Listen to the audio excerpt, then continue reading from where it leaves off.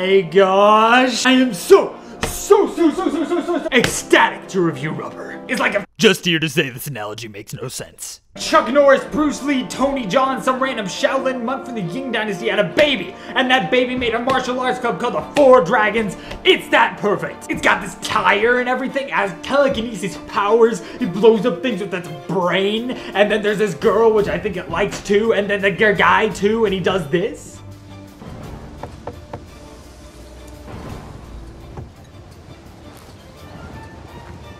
Style. This movie was forged on the tops of Mount Review This in the city of St. Criticized in the Do It Now district. And I'll be darned if I prolong my fate any longer. Jasper, calm down. You're gonna have another incident. Give me that remote. I want to start now. Ask nicely. In the Steven Spielberg movie E.T., why is the alien brown? A bizarre 80s attempt to promote racial equality. No reason. Oh. In Love Story, why did the two characters fall madly in love with each other? Because they were infatuated by chemical imbalances in the brain. No reason. Oh. In Oliver Stone's JFK, why is the president suddenly assassinated by some stranger? Because he didn't agree with his political standing. No reason. Oh. In the excellent Chainsaw Massacre by Tobe Hooper, This director finds Texas Chainsaw Massacre excellent. Remember that. This is important. why don't we ever see the characters go to the bathroom? Or wash their hands like people do in real life? Because that would waste valuable screen time in a 2-hour movie deadline. Absolutely no reason. Oh. Worse, in The Pianist by Polanski, how come this guy has to hide and live like a bum when he plays the piano so well? Because many great musicians are unrecognized by the general public. Once again, the answer is no reason. Oh. But all great films, without exception, contain an important element of no reason. Oh boy, I must be about to see a great film. My immediate deduction from this was half a second of enlightenment, followed immediately by the realization that this means the director said, hey, a wicked and adulterous generation asked for an explanation, but none will be given. Come on, don't waste your time explaining that garbage. Let's go. Now here's the thick of the plot. All these people have gathered to watch the same movie we have, only through binoculars. This is back before the days you could steal your neighbor's cable. It's already boring. Oh, and one more thing. This intro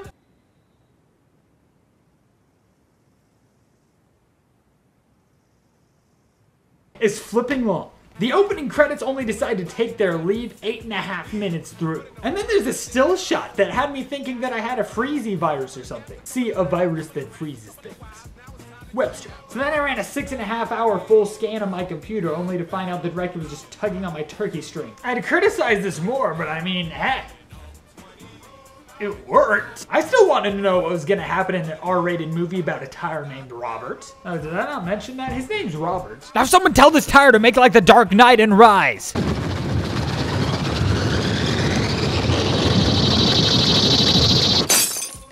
Robert spends less time learning he has telekinetic powers than it takes him to roll properly. Gosh, if it's really that easy, I should resubscribe to that online class I did 4 years ago. It's also discovered that the hole in the center of her tire is where mercy is typically stored. Finish him! Well done. Impressive. Fatality. Except he wasn't a sponge. So? So it didn't grow back! Ah!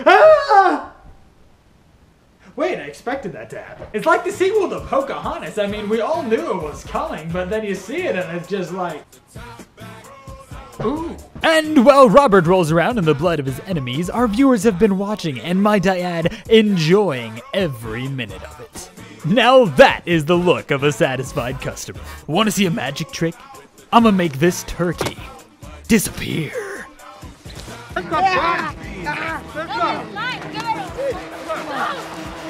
Only at Carl's Jr.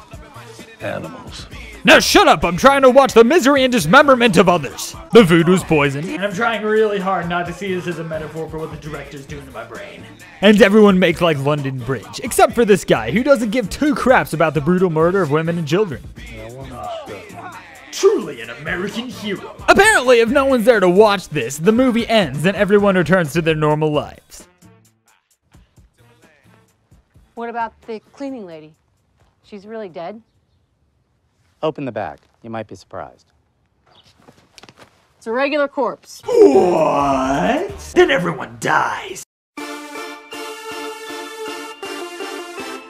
Beginning with Roberts. His hobbies are watching daytime television, long rolls on the beach, murder, and stalking a young girl who he fell madly in love with. Except she didn't love him back, so I guess we fall back on murder! Then he dies. Hey, wait! It's not the end! He's been reincarnated as a tricycle! No! This is the film that never ends. Yes, it goes on and on, my friends. Now I introduce you to Bad Cop. A cop that's bad and does bad things. Is bad at driving.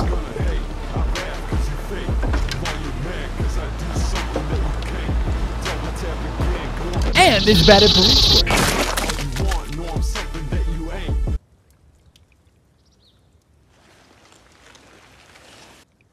The killer is a tiger. And bad at acting. And bad at making a decent facial expression. And bad at chess. Can't do that. Really? Well, you can if you want, but it's against the rules.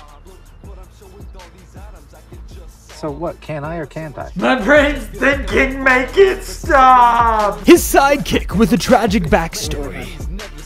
Oh yeah, okay. So, my brother falls into a crack, and I don't know why, but instead of going for help, I take this enormous rock and I smash him into the face. Well, I'm sure Karma will understand. I'm gonna die. I did not see that coming. He dies from eating poisoned food he made himself, and is still utterly surprised to find out that it's poisoned. This stuff was supposed to be for you to eat. I beg you, please. I think this actor's actually dying. In reference to Cripple Guy, I've already discussed him openly, except for maybe the fact that he dies. Should I mention that? Cause he dies. And I could describe Robert's love interest, only the time it takes for me to tell you this is about how long she's on the screen. For those of you who already know the anatomy of head explosions, I'd like to address that this ain't CGI.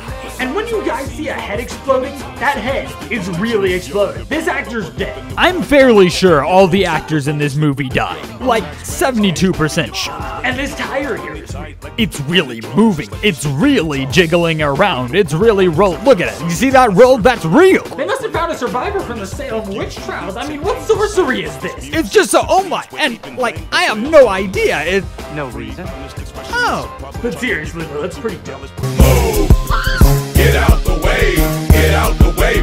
The biggest thing that affected my decision on this is what I thought the director thought he was doing. Because I'm fairly sure the director thought he was making a contemplative masterpiece. Because in my experience, mind-numbingly bizarre and stupidly crazy are like PB and J. They just work together. And also, anything can happen for absolutely no dang reason whatsoever. No explanation. No reason. It's either a writer's dilemma or a spark of genius. I don't know what it is. I have never seen a movie like this. Frankly, I am honored to have reviewed such a wrench that was so violently shoved into the gears of my psyche. 6 out of 10 for, if nothing else, the ability to make this idea work. Now, pardon me while I dismember every inanimate object in my household.